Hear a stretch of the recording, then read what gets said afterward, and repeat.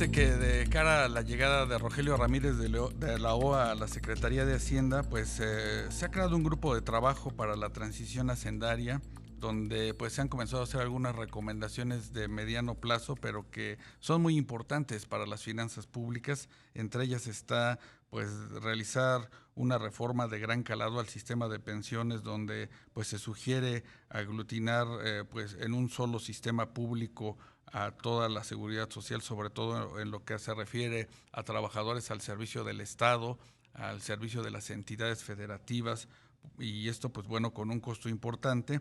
También otro de los planteamientos es ampliar o proponer revisar la edad para el retiro, actualmente de 65 años, esto con el objeto pues de darle un poco de aire a las finanzas públicas, porque en la medida en que la población pues nos vamos haciendo más viejos, este tema es importante para las finanzas del país. Y precisamente para platicar de qué margen de maniobra tendría el gobierno en este sentido y qué medidas serían pertinentes tomar en la última parte de esta administración, nos acompaña Enrique Díaz Infante. Él es el director del sector financiero y de seguridad social del Centro de Estudios Espinosa Iglesias. Enrique, muy buenas tardes. Te saluda Rogelio Varela.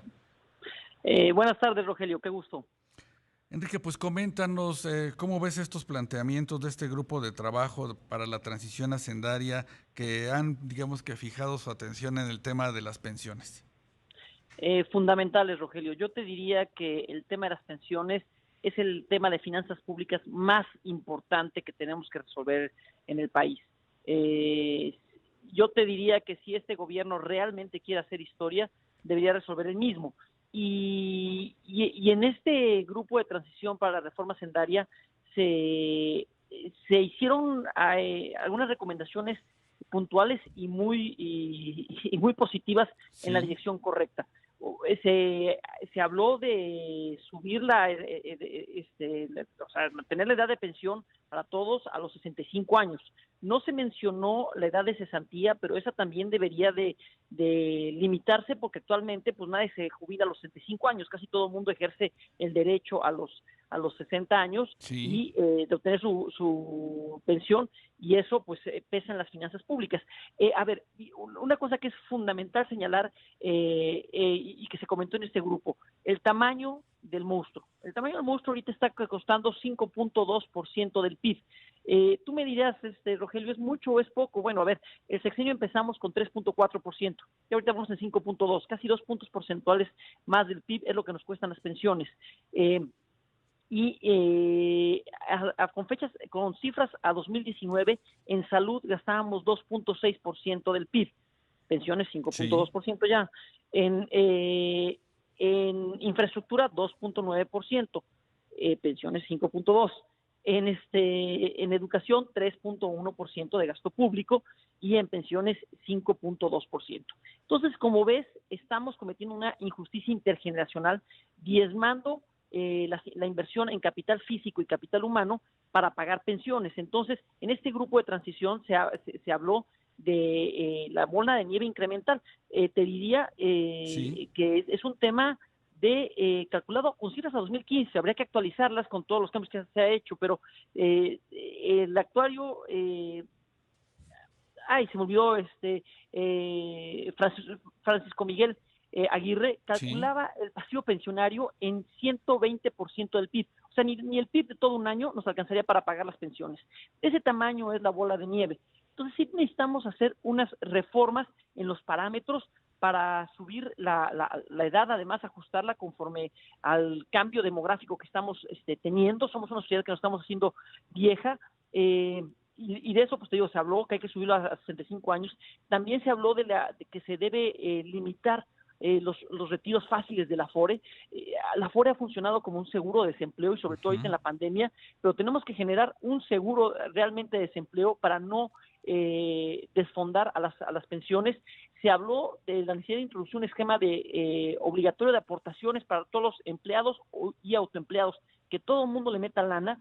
Se habló de la necesidad de limitar el gasto en pensiones de beneficio definido.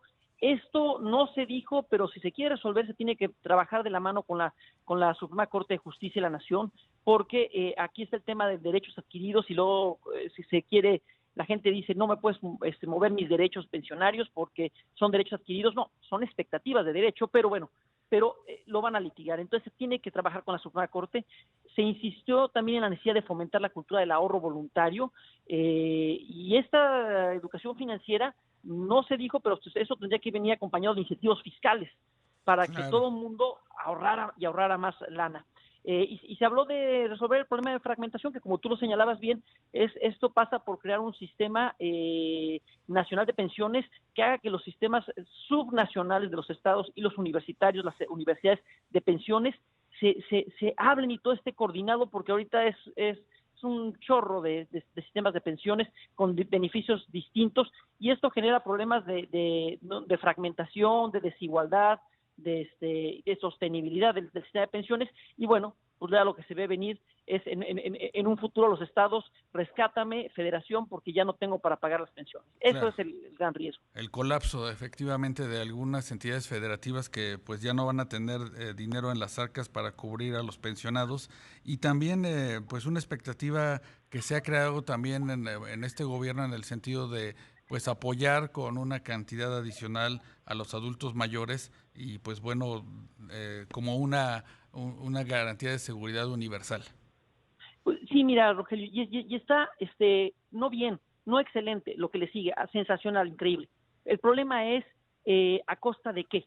Si no se hace una reforma fiscal, se va a seguir en el camino que se hizo con Peña Nieto y lo que se lleva estos 3 años del sexenio, que es quitarle el gasto en educación, al gasto en salud y al gasto en infraestructura, es decir, a la inversión en capital físico y en capital humano, para pagar pensiones. Entonces, como ves, se está viviendo una injusticia intergeneracional. Entonces, pues, está sensacional que este gobierno siga subiendo las pensiones. Además, los pensionados votan.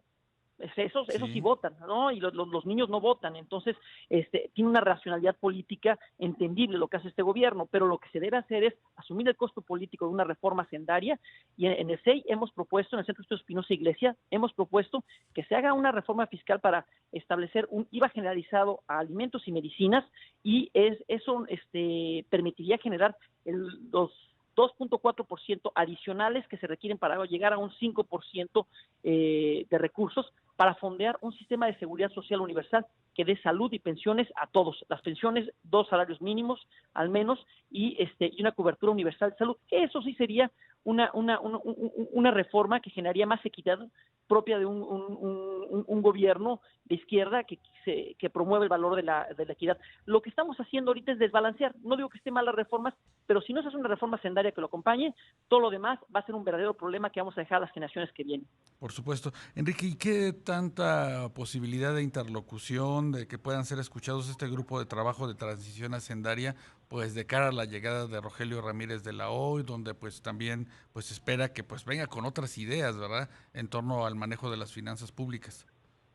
Mira, yo creo que el nombramiento de Rogelio Ramírez de la O fue una extraordinaria decisión. Es un gran nombramiento, es una persona que tiene información, capacidad, reconocimiento, y para operar los cambios. Y además, mi sospecha es que es la última carta de López Obrador para generar confianza con el sector privado. Entonces, de cara a su llegada, pues yo creo que esperaría que mejoraran las condiciones de interlocución de la sociedad civil y que se avanzaran las propuestas correctas. Yo creo que vivimos un 2018 a 2021 de propuestas electoreras con miras a las elecciones intermedias que pasaron, ya Sí. fueron. Ahora sí tenemos que cuidar el legado, ¿no? Y yo esperaría que Rogelio Ramírez de la O, que tiene el diagnóstico correcto en materia de pensiones y en materia energética, que es otro tema que él trae, y el tema de crecimiento, le entre. Pero si no se resuelve el problema de las pensiones, este país no tiene futuro de finanzas públicas. Te lo digo así de fuerte. Sí, lamentablemente, como tú dices, el tamaño de la bola de nieve sigue creciendo. Enrique, y además de este tema de las pensiones, que como tú lo reflejas es sumamente preocupante, ¿hay otras inquietudes en este grupo de trabajo que puedan, digamos, que transmitir a las autoridades hacendarias? Bueno, sí, se tiene que hacer un mayor gasto a ver, Te iba a decir un mayor gasto en salud, en educación, que se estuvo hablando, pero más bien en educación tiene que ser más asertivo. Los recursos que se gastan en salud son amplios, pero se malgastan por la presencia del Sindicato Nacional de Trabajadores de Educación y la Coordinadora Nacional de Trabajadores de Educación, es decir, grupos de interés. Sí. Eso no se platicó, pero sí se tocó el tema de salud y cómo gastar los recursos en salud, en educación. En salud también se habló de la necesidad de hacer universalizar la salud, ampliar la cobertura para que todo el mundo tenga goce de salud, y también un sistema de cuidados. La pandemia ha reflejado que las mujeres injustamente cargan con el cuidado de los menores, de los discapacitados, de los adultos mayores y de los enfermos, y eso las limita en su posibilidad de integrarse al mercado laboral. Entonces, también se tocó ese tema de la necesidad de un sistema de cuidados. Fueron esencialmente los temas que se trataron ahí. Claro. Pues Enrique Díaz Infante, director del sector financiero y seguridad social del Centro de Estudios Espinosa Iglesias, gracias por estar con nosotros. Vamos a estar muy atentos pues a estas recomendaciones y cómo se reflejan en las próximas decisiones en la Secretaría de Hacienda. Que tengas muy buena tarde. Igualmente, Rogelio, encantado. A tus órdenes.